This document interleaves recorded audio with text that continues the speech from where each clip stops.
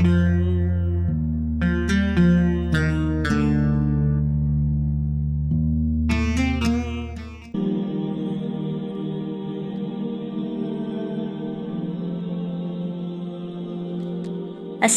അലൈക്കും.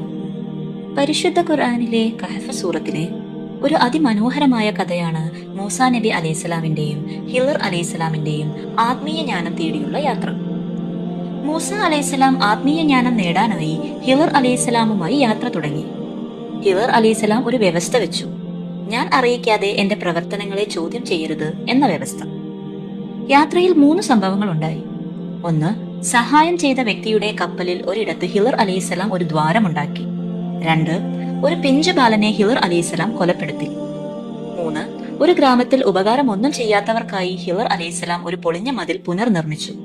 മൂസ അലൈഹിസ്സലാം 3 തവണ ചോദ്യം ചെയ്തതോടെ കരാർ ലംഘിതപ്പെട്ടു. ഇരുവരും പിരിഞ്ഞു. വേർപിരിയുന്നതിന്റെ മുൻപായി ഹിളർ അലൈഹിസ്സലാം നടന്ന സംഭവങ്ങളിലെ ദൈവിക ജ്ഞാനങ്ങളെ മൂസ നബി അലൈഹിസ്സലാമിന് വെളിപ്പെടുത്തി കൊടുത്തു. 1, കപ്പലുകൾ കവർന്നുകൊണ്ടിരുന്ന കൊള്ളക്കാരനെ കബളിപ്പിക്കാൻ വേണ്ടിയാണ് കപ്പലിൽ ദ്വാരമുണ്ടാക്കിയത്. 2, വളർന്നു വലുതായി തന്റെ മാതാപിതാക്കളെ ദുരിതത്തിലാക്കുന്നതിനെ തടയുവാൻ വേണ്ടിയാണ് കുട്ടിയെ വധിച്ചത്. 3, അനാഥർക്ക് അവകാശമായ നിധി സംരക്ഷിക്കാൻ വേണ്ടിയാണ് മതിൽ പുനർനിർമ്മിച്ചത്. ഈ സംഭവങ്ങൾ നമ്മെ പഠിപ്പിക്കുന്ന ഒരു പാഠമുണ്ട്.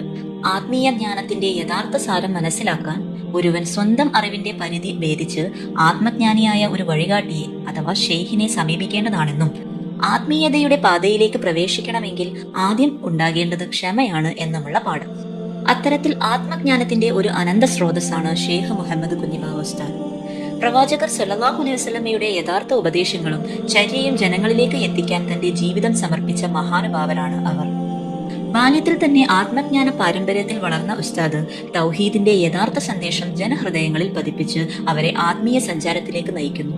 സാധാരണ ജനങ്ങൾക്കായി ഇസ്ലാമിക ഗ്രന്ഥങ്ങൾ ലളിതമായി പുറത്തിറക്കുകയും ഇബ്നു അറബി തങ്ങളെ പോലെ പ്രഗത്ഭരായ സൂഫിയാക്കളുടെ ഗ്രന്ഥങ്ങളും ഇസ്ലാമിക തസവുഫ് മേഖലയിൽ തനതായ വ്യക്തിമുദ്ര പതിപ്പിച്ച പീർ മുഹമ്മദ് വലിയുള്ള, ഗുണംകൊടി മസ്താൻ തുടങ്ങിയ മഹാന്മാരുടെ ഗ്രന്ഥങ്ങൾക്ക് ഈ എഴുത്തുകാരൻ തമിഴിൽ എഴുതിയ വ്യാഖ്യാനങ്ങളും മലയാളത്തിലേക്ക് വിവർത്തനം ചെയ്യുകയും ചെയ്തു.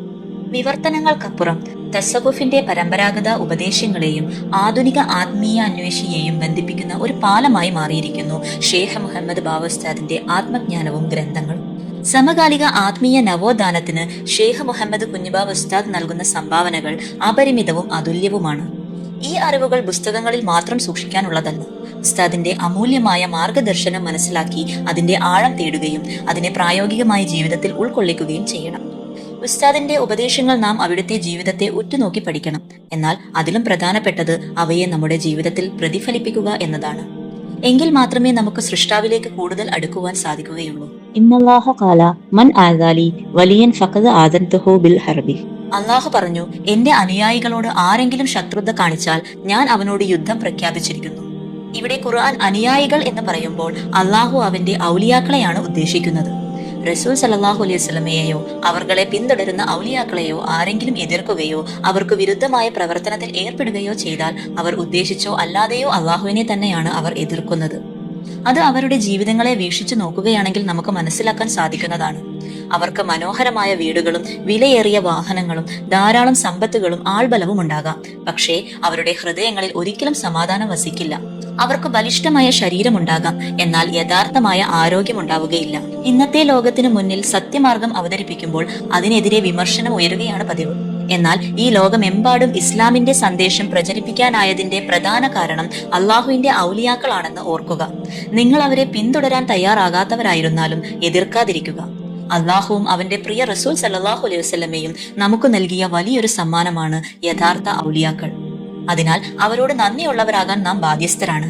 ഹദീസ് വ്യക്തമാക്കുന്നത് പോലെ മനുഷ്യരോട് നന്ദി കാണിക്കാത്തവർ അള്ളാഹുവിനോട് നന്ദി കാണിക്കുകയില്ല. ആത്മീയതയുടെ ആഴത്തിലുള്ള ലോകത്തേക്ക് കടക്കാൻ അത്യന്താപേക്ഷിതമായ ഗുണം ക്ഷമയാണ്. ഇന്നല്ലാഹ മഅസ് സാബിരീൻ. തീർച്ചയായും അള്ളാഹു ക്ഷമാശീലരോടൊപ്പമാണ്. മൂസാ നബി അലൈഹിസ്സലാം ഹിളർ അലൈഹിസ്സലാമിനോട് ചോദ്യങ്ങൾ ചോദിക്കാതെ ക്ഷമയോടെ യാത്ര തുടർന്നിരുന്നെങ്കിൽ ഇതിലേറെ അറിവുകൾ നമുക്ക് ലഭിച്ചിട്ടുണ്ടാകുമായിരുന്നു എന്ന് റസൂൽ സല്ലല്ലാഹു അലൈഹി വസല്ലമ ഉണർത്തുന്നുണ്ട്. ഇപ്രകാരം ഖുർആനിലുടനീളം ഒളിഞ്ഞു കിടക്കുകയാണ് ജ്ഞാനം. ഈ ദിവ്യജ്ഞാനത്തിന്റെ വാതിലുകൾ നമുക്ക് തുറന്നു നൽകുകയാണ് ബാവസ്താദിനെ പോലെയുള്ള മഹാന്മാർ. നമ്മുടെ മാതാപിതാക്കളും അധ്യാപകരും നമുക്ക് പകർന്നു നൽകുന്നത് ഭൗതിക അറിവും വിദ്യാഭ്യാസവുമാണ്.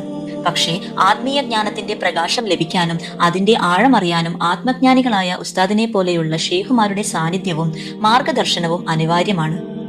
അവർ പറയുന്നത് നാം കേൾക്കുകയും തിരിച്ചു ചോദ്യങ്ങൾ ചോദിക്കാതിരിക്കുകയും ചെയ്യുക. നമുക്ക് ആവശ്യമുള്ളത് എപ്പോൾ എങ്ങനെ പകർന്നു നൽകണമെന്ന് അവർക്കറിയാം. അവർ നമുക്കൊരു അമല് നൽകി അത് പ്രാവർത്തികമാക്കാതിരുന്നാൽ അതിന്റെ ഫലം എങ്ങനെയാണ് നമുക്ക് ലഭിക്കുക? സ്വഹീഹ് ബുഖാരി 6502 ഹദീസ് പ്രകാരം ഒരു നിശ്ചിത വേള എത്തുമ്പോൾ നമ്മുടെ പ്രവർത്തനങ്ങൾ അള്ളാഹുവിന്റെ പ്രവർത്തനങ്ങളായി മാറും. എന്നാൽ നാം അള്ളാഹുവാണ് എന്ന് അതിനർത്ഥമില്ല. അള്ളാഹുവിന്റെ പ്രവർത്തനങ്ങളുടെ പ്രകടനങ്ങൾ മാത്രമാണ് നാം. അപ്രകാരം ആർക്കെങ്കിലും അള്ളാഹു ആകുവാൻ കഴിയുമായിരുന്നെങ്കിൽ തീർച്ചയായും അതിന് അർഹതയുള്ളത് ഹബീബായ റസൂൽ സല്ലല്ലാഹു അലൈഹി വസല്ലമയ്ക്ക് തന്നെയാണ്. എന്നാൽ ഒരിക്കൽ പോലും ഹബീബായ റസൂൽ സല്ലല്ലാഹു അലൈഹി വസല്ലമ അങ്ങനെ പറയുകയോ അപ്രകാരം ചിന്തിക്കുവാൻ പോലും തോന്നുന്ന രീതിയിൽ പ്രവർത്തിക്കുകയോ ചെയ്തിട്ടില്ല. അതുകൊണ്ട് ഉള്ളടക്കം മനസ്സിലാക്കാൻ കഴിയാത്തവരിലേക്ക് ആത്മീയ സത്യങ്ങൾ പകരുമ്പോൾ പ്രായോഗികവും പക്വതയുള്ളതുമാകണം. വിവാഹത്തിന് ഒരാൾ പ്രാപ്തനാകേണ്ടതുപോലെ ആത്മീയതയിലേക്ക് പ്രവേശിക്കാനും ഒരാൾക്ക് ഒരുക്കവും മനസ്സും ആവശ്യമാണ്. ആ ആത്മീയ പക്വതയിലേക്കാണ് നമ്മുടെ ഷേഖ് നമ്മെ നയിക്കുന്നത്. ലൗ അൻസൽനാ ഹാദൽ ഖുർആന അലാ ജബലിൻ ലറഅയ്തു ഹാഷിയൻ മുതസദ്ദിയാൻ മിൻ ഹഷിയത്തില്ലാഹ്. ഈ ഖുർആനിനെ നാം ഒരു പർവ്വതത്തിന്മേൽ അവതരിപ്പിച്ചിരുന്നുവെങ്കിൽ അത് വിനീതമാകുന്നതും അള്ളാഹുവെ കുറിച്ചുള്ള ഭയത്താൽ പൊട്ടിപ്പിളരുന്നത് നിനക്ക് കാണാമായിരുന്നു. ഷേഖ് നമുക്ക് പകർന്നു നൽകുന്നത് സാധാരണ അറിവല്ല. അതിന്റെ ആഴവും മഹത്വവും മനസ്സിലാക്കണമെങ്കിൽ അതിനുവേണ്ട അനുയോജ്യമായ മനസ്സും പക്വതയും നമ്മിൽ ഉണ്ടാകണം. അത്തരത്തിലുള്ള ഉന്നതമായ ആത്മീയ മാർഗത്തിലേക്കാണ് ബാവസ്താദിന്റെ നേതൃത്വത്തിൽ സുൽത്താനിയ മാർഗം നമ്മെ നയിക്കുന്നത്.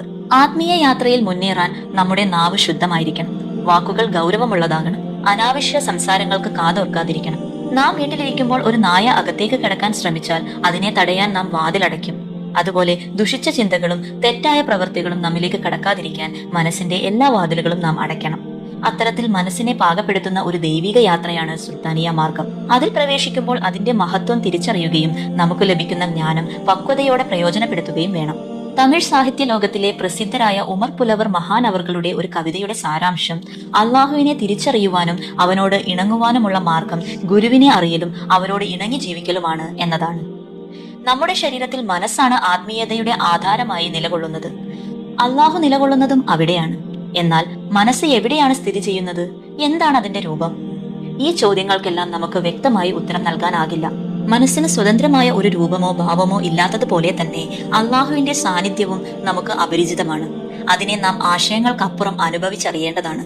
അതിനാൽ അള്ളാഹുവിനെ അന്വേഷിക്കുന്നവർ ആദ്യം സ്വന്തം മനസ്സിനകത്തേക്ക് നോക്കുകയും ആ മാനസിക ജ്യോതിയിലൂടെ അവനെ തിരിച്ചറിയുകയും ചെയ്യേണ്ടതുണ്ട്. അതുകൊണ്ടാണ് പരിശുദ്ധ ഖുർആനിൽ അള്ളാഹുവിനെ കുറിച്ച് പറഞ്ഞ ഇടങ്ങളിലെല്ലാം റസൂൽ സല്ലല്ലാഹു അലൈഹി വസല്ലമയെ കുറിച്ച് പറയുന്നത്. യാ അയ്യുഹല്ലദീന ആമനു അത്തിയുല്ലാഹ വ അത്തിയുർ റസൂല വ ഉലിൽ അംരി മിൻകും. സത്യവിശ്വാസികളെ, അള്ളാഹുവിനെയും റസൂൽ സല്ലല്ലാഹു അലൈഹി വസല്ലമയെയും നിങ്ങളിൽ നിന്നുള്ള കൈകാര്യകർത്താക്കളെയും അനുസരിക്കുക. നാം ഏതു വിധത്തിൽ സൽപ്രവർത്തികൾ ചെയ്യണം, എങ്ങനെ അള്ളാഹുവിനോടുള്ള ആരാധനകൾ നിർവഹിക്കണം, ഇവയെല്ലാം നമുക്ക് നേരിട്ട് അള്ളാഹുവിൽ നിന്ന് കണ്ടറിയുവാനോ സ്വതന്ത്രമായി നിർവഹിക്കുവാനോ കഴിയുന്ന കാര്യങ്ങളല്ല. അതിനായിട്ടാണ് അള്ളാഹു നമ്മെ നേർവഴിയിലേക്ക് നയിക്കുന്നതിന് ഹബീബായ റസൂൽ സല്ലല്ലാഹു അലൈഹി വസല്ലമയുടെ ജീവിതം തന്നെ മാതൃകയാക്കി നൽകിയതും അള്ളാഹുവിന്റെ ഖലീഫയായി പ്രവാചകന്മാരെ നിയോഗിച്ചതും. അള്ളാഹു ആരെയാണോ കാര്യകർത്താക്കളായി നമ്മുടെ ഇടയിലേക്ക് അയച്ചത് അവരെ നാം പിന്തുടരുന്നത് അള്ളാഹുവിനെ പിന്തുടരുന്നത് പോലെ തന്നെയാണ്. അവരുടെ ജീവിതവും നിർദ്ദേശങ്ങളും അനുസരിക്കുക എന്നതാണ് ശരിയായ ഇബാദത്ത്. ഹിജ്റയുടെ വേളയിൽ ഹബീബായ റസൂൽ സല്ലല്ലാഹു അലൈഹി വസല്ലമ മക്കയിൽ നിന്ന് മദീനയിലേക്ക് യാത്ര തിരിച്ചതിന്റെ വാർത്തയറിഞ്ഞ മദീനയിലെ ജനങ്ങൾ അതിയായ ആകാംക്ഷയോടെയും ആവേശത്തോടെയും അവിടെയുള്ള മണൽ കൂനകളിലും ഈന്തപ്പനകളുടെ മുകളിലും കയറി നിന്ന് നോക്കി പ്രതീക്ഷയോടെ കാത്തു നിൽക്കുമായിരുന്നു. സൂര്യൻ അസ്തമിക്കുമ്പോഴും മദീനയുടെ മണൽ പരപ്പിൽ നബി സല്ലല്ലാഹു അലൈഹി വസല്ലമയുടെ പ്രകാശം തെളിഞ്ഞു കാണാൻ കഴിഞ്ഞില്ലെങ്കിൽ അവർ നിരാശരായി വീടുകളിലേക്ക് മടങ്ങും. ഇങ്ങനെ ദിവസങ്ങൾ കടന്നുപോയി. എന്നാൽ ഒരു ദിവസം ആ കാത്തിരിപ്പിന് വിരാമം കുറിച്ചുകൊണ്ട് ഒരു ജൂതൻ ആദ്യമായി ആ കാഴ്ച കണ്ട്, അത് നോക്കൂ, ഹബീബായ നബി സല്ലല്ലാഹു അലൈഹി വസല്ലമയും അബൂബക്കർ സിദ്ദീഖ് റളിയല്ലാഹു അൻഹുവും ഇതാ എത്തിയിരിക്കുന്നു എന്ന് വിളിച്ചു പറഞ്ഞു. കേട്ട പാതി മദീനയുടെ അതിർത്തിയിൽ ഒരു ജനസാഗരം തന്നെ ഹബീബായ റസൂൽ സല്ലല്ലാഹു അലൈഹി വസല്ലമയെ സ്വീകരിക്കാൻ വേണ്ടി ഒത്തുകൂടി. അവർ അവിടെ ചെന്നെത്തിയപ്പോൾ ഒരു ഈന്തപ്പനയുടെ തോട്ടത്തിൽ വിശ്രമിക്കാനായി ഇരിക്കുകയായിരുന്നു തിരുനബി സല്ലല്ലാഹു അലൈഹി വസല്ലമ. അവിടെ വെച്ചാണ് മദീനാവാസികൾക്ക് മുന്നിൽ നബി സല്ലല്ലാഹു അലൈഹി വസല്ലമ ആത്മീയതയുടെ പ്രധാനപ്പെട്ട 4 ഉപദേശങ്ങൾ നൽകിയത്.